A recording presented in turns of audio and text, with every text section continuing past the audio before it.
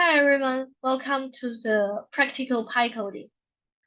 In today's video, I will introduce you the magic of dictionary, that is, how to add columns between data frames using a common key in Python. Now, if you click on this link below, you will find pseudo supermarket data that I have created for you. If you download this data and try to replicate the code, you will have the exactly same result. Now, let's first import the data. We have a supermarket transaction data. We import it as transaction, and we have a product info data. We import it as product. Now let's have a look on this two data frame. For the transaction, each row represents a transaction. We have the transaction ID. We know the customer who made this transaction. We know the product and product quantity the customer purchased during this transaction, as well as the year the transaction happened. For the product, for each product ID, we have a product name, which represents the product type.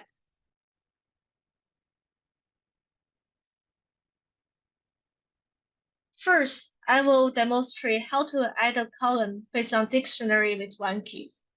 Now suppose we want to map the product name from the product data frame to the transaction data. If we want to create a dictionary, we first need a key and then we need the value.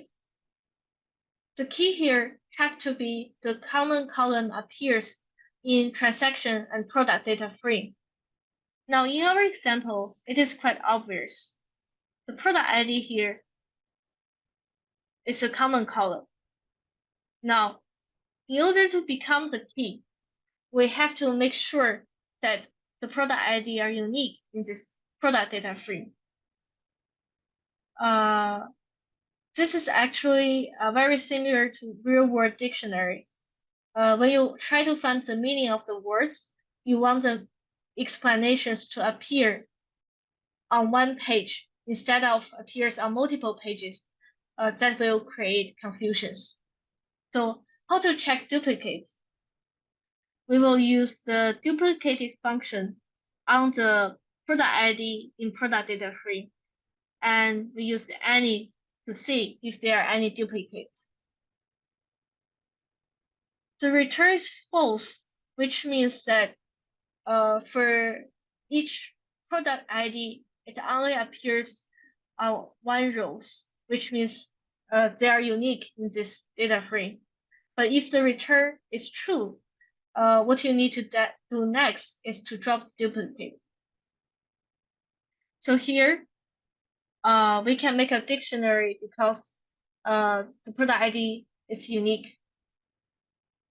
For the key, we have the product ID, and for the value, we have the product name, and we make it a dictionary. Let's say the name dictionary. Indeed, for each unique value of the product ID, we have a product name indicating the product type. The last step is we try to map the dictionary based on the common key in the transaction data, and we name the new column product name. Let's see, after mapping, we have a new column product name in the transaction data frame. Now you may ask, what if there are two keys? How do we handle that? Now suppose here we want to map the membership states of each consumer for a specific years to the transaction data frame. Now we import the customer, CSV as customer, and read the data. But here, we have customer ID, we have year, we have membership. The customer ID here is actually the same as consumer ID in transaction data. So remember that when we want to build a dictionary, we need the keys and the value. Can we make a dictionary based on customer ID only? We can see for each customer ID, we have different values based on different years. Similarly, for each year, but different customer, the value is also different. So what we need to do is we want to build a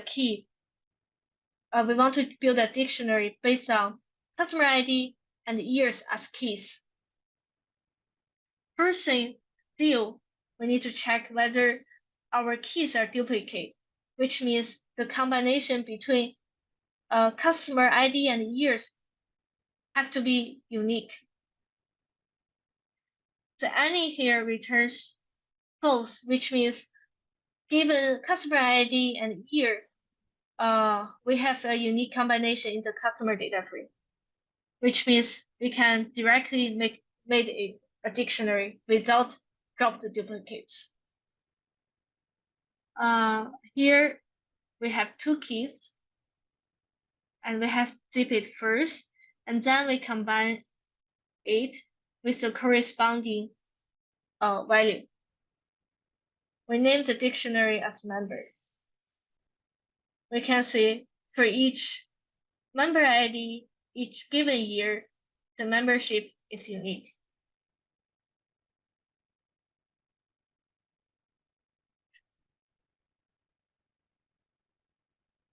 Now, because my function can only handle one key by default, if we want to use multiple keys, what we can do here is we first set the keys in the transaction data set as index, and we map based on the index of customer ID and year, and we get the corresponding value, and we put it in the transaction membership column. Let's have a look. Now, for each consumer ID and given year, we have a unique membership value, with value y indicating this person is a member, 0 means this person is not a member. Now, an alternative way to do it is that you combine the two keys first before you create the dictionary. What you can do here, like for the illustration purpose, I transformed the two keys into strings.